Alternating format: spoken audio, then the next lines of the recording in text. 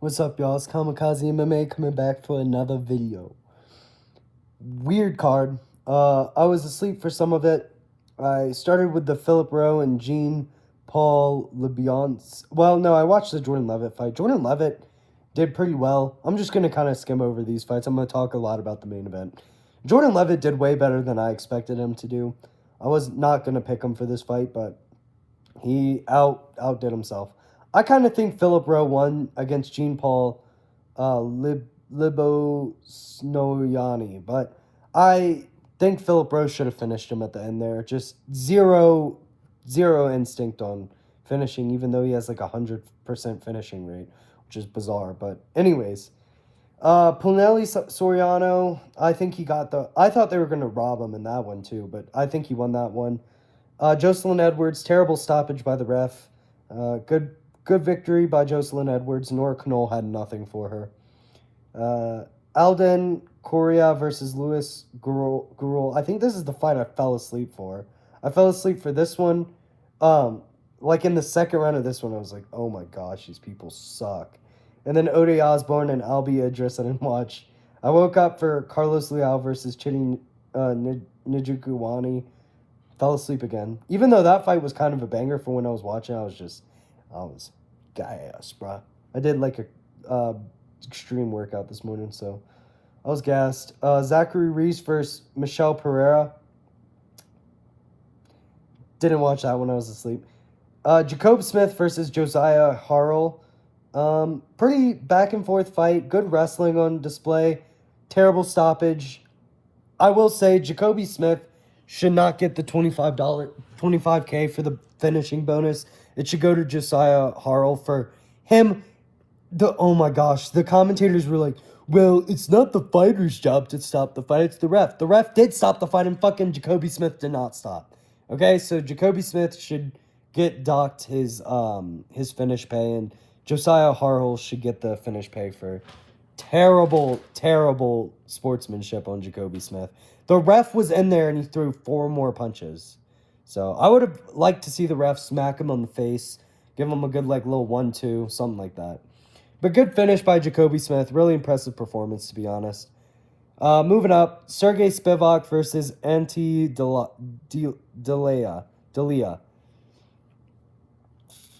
It was a close fight.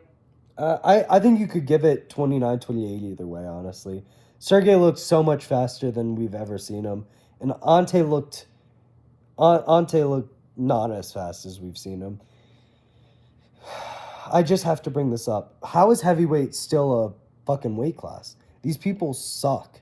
These were fast heavyweights, and this was them the whole fight.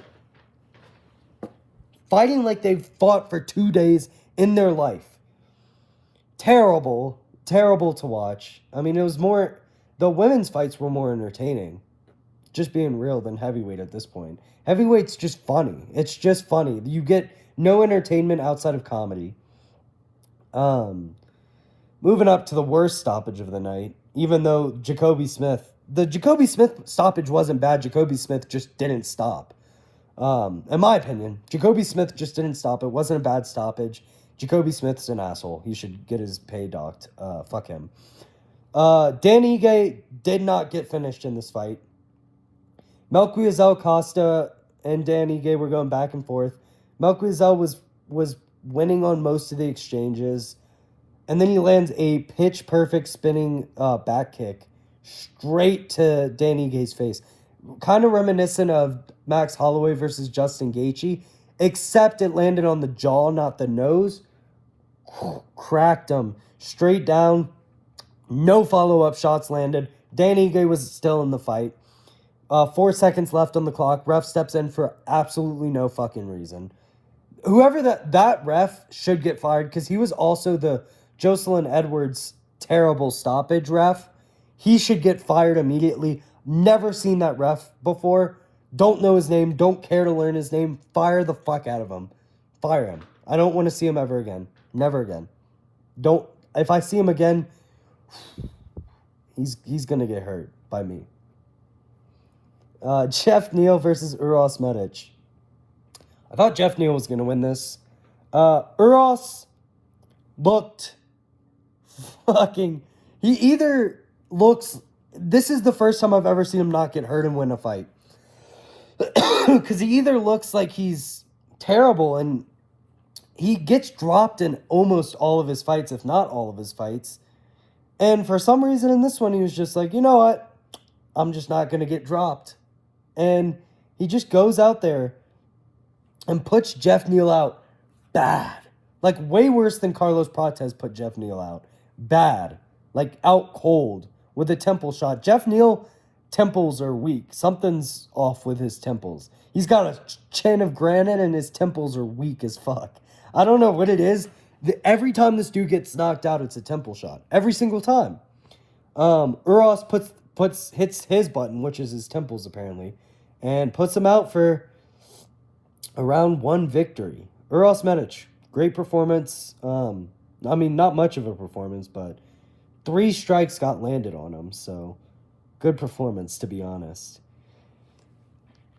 Moving up to the main event of the fucking evening.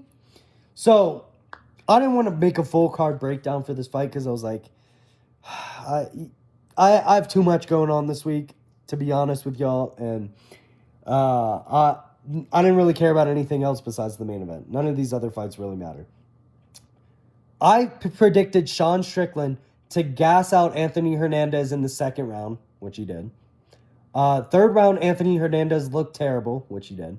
And then the fourth round, Sean Strickland find a body shot. I thought it was going to be a teep knee, something, and then finish him up off against the cage. Now, I did say round 4, it was round 3, but dude, I pretty much got this fight correct. Anthony Hernandez is kind of shit. And that's really what I was leaning on is outside of the top 10, outside of the top 5, Anthony Hernandez is beating everyone. He's just puts on too much of a pace for people to deal with. And he's a strong guy, got a lot of endurance, but his striking is terrible. Terrible. And I knew, just saw the Jeff Neal knockout again. That was bad. And I knew this. I knew that Anthony Hernandez would have little to no chance to win this fight unless he could submit Sean Strickland in the first or get at least a takedown in the first and keep that up for 5 rounds. Couldn't get a takedown, which I was pretty confident that I think Sean Strickland is the only middleweight that can beat Khamzat. I do. I think he's the only middleweight currently on the roster that can beat Khamzat. I think he's a great matchup for grapplers whose striking isn't that good. I do. I think he's a really good matchup for people like that. I still think he won the first DDP fight. The second one, I think he lost. But the first one, I do think he's won that fight still. Only really lost to Alex Pereira in DDP. And he beat DDP already, in my opinion. But Sean is weird. There was a couple of times where he's just slipping around, like falling over himself, just whoa, which is like a little nerving if he's gonna go against Khamzat. But I think who else in middleweight do you give the shot to? Is there anyone else? I can't think of anyone else at middleweight you could give the shot to. And if Khamzat doesn't fight by June, strip him. Strip Khamzat. Fuck this dude. He's so... If you're still a fan of Khamzat, brother, what are you doing, brother? Like, come on, dude. Yeah, Nasruddin, fuck no. Yeah, you gotta give it to Sean. You can't give it to anyone else. There's no one else in middleweight you could give this shot to. You're not giving it to Nasruddin Imavov. I'm sorry, you're just not. Nasruddin's gonna get finished in 1 round. He just is. Let's be real here. What else do I want to say? Yeah.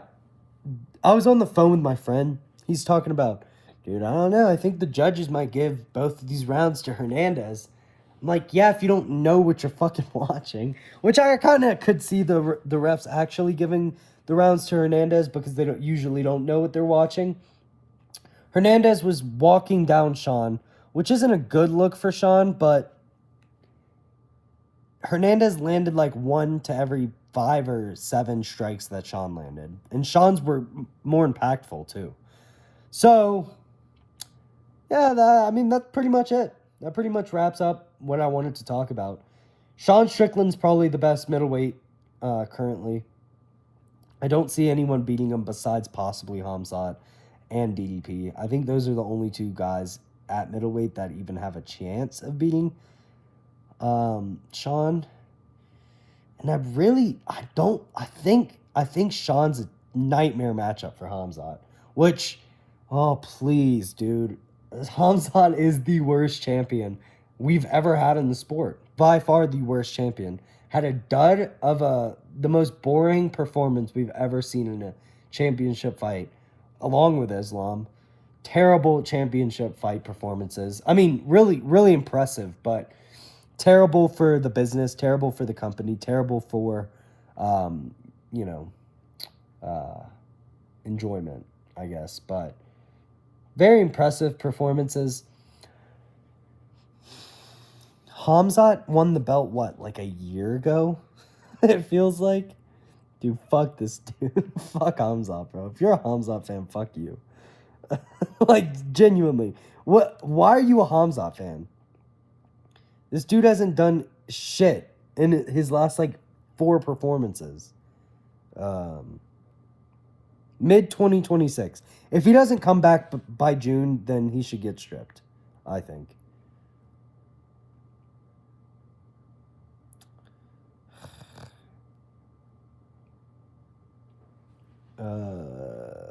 When was his fight against DDP? August 16th, 2025. So he's gonna fight. If he doesn't fight before August, you have to strip him. You have to. I mean, yeah, he choked out Robert Whittaker. I kind of forgot about that, to be honest. Lost to Kamaru Usman.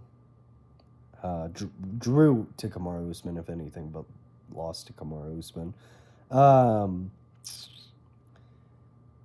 Subbed Kevin Holland on 2 days' notice. Yeah, this dude's ass, bro. Fuck this dude. He fights once a year. He fought... I remember that one time when he fought 10 days later. We were like, dude, this dude's fucking sick. This dude fights after 10 days at another weight class. Dude, this dude's sick. Those days are gone, my friend. Those days are gone. Fuck Hamzat. Sean Strickland's gonna take your belt, you Chechnyan fuck. Peace out, y'all.